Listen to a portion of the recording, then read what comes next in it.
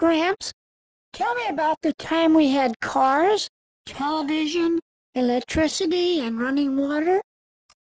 I've told you the story a dozen times already. Please. Okay. About 50 years ago, there was a country called the United States of America. It was rich beyond the dreams of almost everyone on the planet, except those who lived there, of course. I remember that part. Tell me about the bad guys who took it down.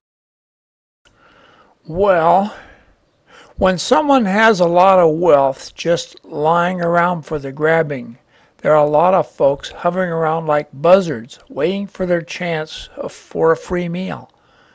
The buzzards that I'm talking about were called politicians back in those days.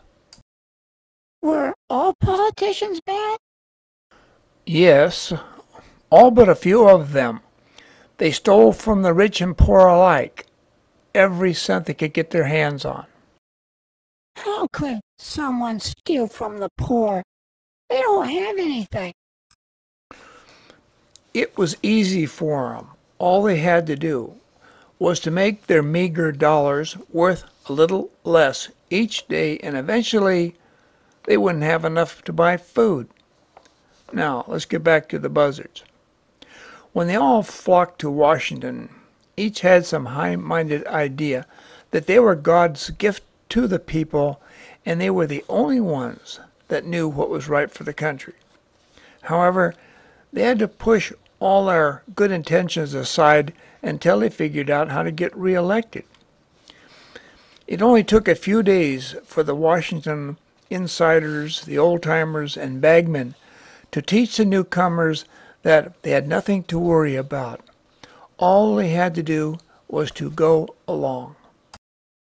Grandpa, what's a bagman and what do you mean by go along? A bagman is what they used to call a lobbyist. That's someone with a suitcase full of buzzard bait. That's the money to bribe the politicians, and the term go along means that they were just to vote the way they were told and forget why they were in Washington, and they guaranteed that they'd be reelected. Do you mean all of them took the money? Not all of them, but they did all destroy something that did not belong to them: the people's trust in their elected representatives. The ones that didn't steal from the people stood silently by while the others did. So, what happened to the United States?